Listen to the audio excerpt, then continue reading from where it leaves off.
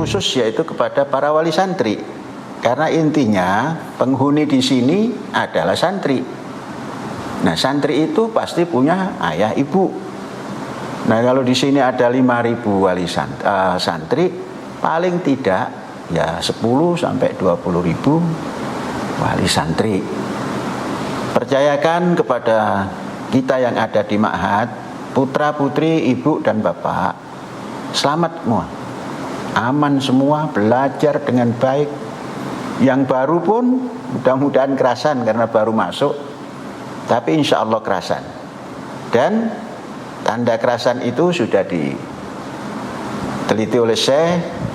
Tiap hari Syekh keliling, anak-anak ceria dalam belajar, dalam olahraga. Nah, percayakan pada kami, dan kalau ingin berkunjung ya silakan berkunjung, temui anak-anak, tapi jangan terlalu sering, nanti menghabiskan biaya gitu. Sebulan sekali saja itu berapa biayanya kalau tiap bulan? Ke Al-Zaitun kalau dari Jakarta atau dari Banten itu nggak cukup 10.000, karena tolnya saja 50.000 itu. Nah, kalau untuk bayar tol 50.000 pulang pergi sudah lebih daripada. Ya, sekarang saya ke Mas Reza. Mas Reza, sebagai orang tua yang menyekolahkan anaknya di pondok pesantren, kalaulah kondisi seperti ini terjadi, ini orang tua kan juga was-was, meskipun pimpinan sudah mengatakan bahwa jangan khawatir. Seperti apa, Mas Reza? Saya akan menjadikan akreditasi sebagai dasar bagi saya untuk bersikap, Mbak Caca. Dalam proses akreditasi itu ada sejumlah borang atau sejumlah berkas yang memang harus diperiksa, diverifikasi oleh otoritas terkait, baik Kementerian Agama, Kementerian Pendidikan Kebudayaan, atau oleh lembaga Muhammadiyah misalnya, karena putra saya bersekolah di Madrasah Muallimin Muhammadiyah Jogja. Nah, setelah berkas-berkas tersebut diperiksa, maka saya bayangkan secara umum bisa saja setiap lembaga pendidikan termasuk madrasah atau pesantren pada berkas A nilainya bagus, pada berkas B nilainya sangat bagus, berkas C justru kurang bagus, dan seterusnya dan seterusnya. Nah, mengingat bahwa ternyata dari seluruh berkas itu ada yang nilainya plus, tapi juga ada yang nilainya minus, maka menurut saya tidak tepat seandainya sebuah lembaga pendidikan itu dibubarkan begitu saja. Karena itu artinya menurut saya sama saja dengan menihilkan berkas-berkas atau borang-borang yang nilainya sudah positif. Nah, alih-alih kemudian membubarkan lembaga pendidikan atau pesantren atau madrasah, maka menurut saya justru yang harus dilakukan adalah bagaimana meningkatkan berkas atau borang yang nilainya masih negatif agar bisa menjadi positif. Dengan demikian pembinaan alih-alih pembubaran menurut saya merupakan langkah yang paling tepat. Oh ya, baik. Sekarang saya ke Pak Jajan. Pak Jajan, kita dengar tadi dengan pimpinan pondok pesantren jangan khawatir, bahkan khususnya siswa yang baru. Bahkan kabarnya juga dilakukan penerimaan juga meskipun sedang bermasalah. Salah tidak secara institusi sedang bermasalah mau menerima murid baru?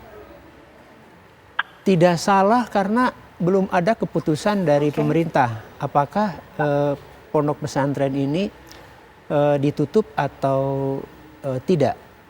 Jadi tidak salah, karena itu tim ini harus bekerja secepat mungkin untuk memastikan bahwa apa yang dilaksanakan di Al-Zaitun itu baik pesantrennya, madrasahnya itu kurikulumnya sesuai standar. Tim Kementerian Agama tidak cukup hanya melihat apa yang tertulis. Jadi dia harus melihat juga bagaimana habituasi, pemahaman dan pengamalan agama yang dilaksanakan di Al-Zaitun, sehingga menarik kesimpulan yang betul-betul berbasis data, tidak saja apa yang terlihat tetapi juga menggali lebih jauh, karena informasi yang sampai kepada masyarakat ini ada kontradiksi. Ada yang mengatakan bahwa alumni tidak merasakan kurikulum yang menyimpang.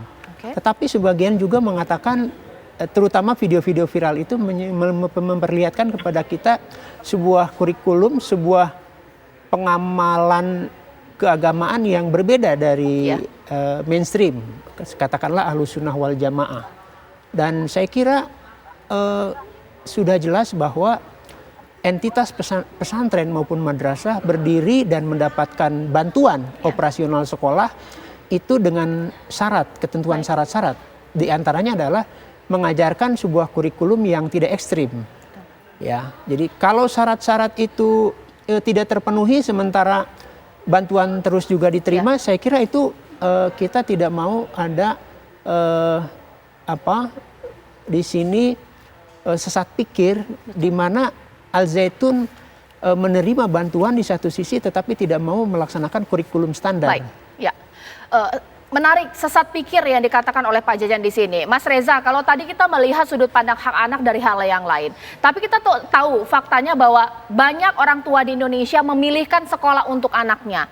Anak kan juga punya hak untuk mendapatkan pendidikan yang baik. Kalau sedari awal di Al Zaitun lagu Indonesia Raya sudah salah, tata cara sholatnya sudah berbeda. Ketika terjun ke masyarakat, mereka akan jadi orang seperti apa? Bagaimana Mas Reza? Ya, hitung-hitungan di atas kertas. Semestinya ada sinkronisasi, ada harmonisasi antara kehidupan yang berlangsung di dalam pesantren dengan kehidupan di luar pesantren. Jadi ibaratnya lah, kalau di dalam pesantren anak dibina sedemikian rupa untuk jadi insan mulia, maka seyogianya tanda petik kurikulum yang berkembang di masyarakat akan berkelindan dengan itu. Bagaimana hasil tempaan di dalam lingkungan pesantren, begitu kembali ke masyarakat mereka juga bisa terpupuk, terpelihara, berkesinambungan, segala macam budi pekerti dan akhlak mulianya. Nah, menjadi persoalan saya pikir kalau kemudian sudah ada ketidaksinkronan satu sama lain. Masyarakat punya ekspektasi tinggi terhadap para santri, anggaplah demikian. Tapi pada saat yang sama ternyata pesantren tidak bisa mencapai atau memenuhi ekspektasi masyarakat tersebut.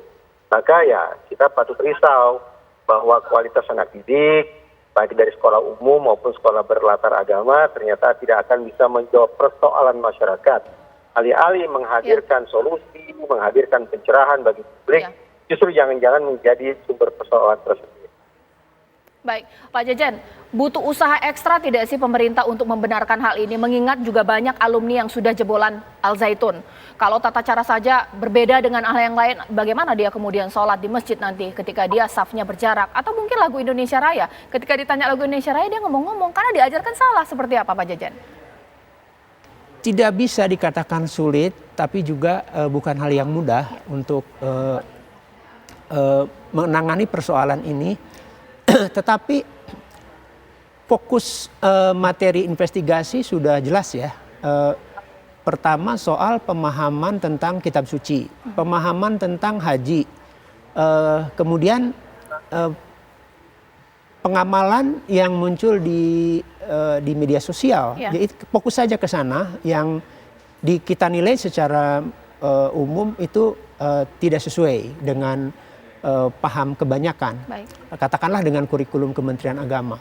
Nah, memang persoalannya adalah tidak semudah katakanlah membina, tetapi kita tahu bahwa mereka alumni akan terjun ke masyarakat. Baik. Nah, ketika pemahaman dan pengamalan agama mereka berbeda dengan masyarakat kebanyakan, maka mereka akan teralienasi, mereka akan termarginalkan atau dimarginalkan oleh masyarakat karena pilihannya hanya dua. Apakah mereka menjadi makmum, jamaah atau menjadi imam. Nah, ketika pemahamannya berbeda dengan masyarakat secara umum, kan tidak mungkin mereka membentuk kelompok atau masyarakat tersendiri. Saya potong. Ada tidak sih alumni Al Zaitun masuk ke UIN Syarif Hidayatullah? Saya tidak punya data, tapi besar kemungkinan ada. Saya tidak punya data. Mungkin tidak juga bisa dilihat ada yang berbeda dari murid-murid UIN, ini pondok pesantrennya mana, seperti itu kan para guru-guru? Nah, yang perlu diingat lagi bahwa apakah pemahaman mereka itu dan pengamalan mereka seperti itu sebagai sesuatu yang diyakini satu-satunya kebenaran, yang lain salah, atau mereka diajarkan untuk moderat. Ini pemahaman saya, yang lain boleh percaya mengamalkan sesuai kepercayaan yang berbeda. Tetapi yang problematik bagi pemerintah saya kira, termasuk bagi orang tua adalah ketika mereka meyakini bahwa pemahaman dan pengamalan kamilah yang paling benar, yang lain sesat. Itu yang perlu diinvestigasi oleh Kementerian Agama. Oke, baik. Terima kasih Pak Jajan atas waktunya. Terima kasih Mas Reza Indragiri atas waktunya. Mohon maaf pemirsa, memang tidak ada dari perwakilan pemerintah yang bisa menjawab pertanyaan saya atau bergabung di Apa Kabar Indonesia malam hari ini karena memang belum ada jawaban meskipun kami sudah mengundang. Tapi mungkin di lain kesempatan di Apa Kabar Indonesia malam. Terima kasih Bapak-bapak.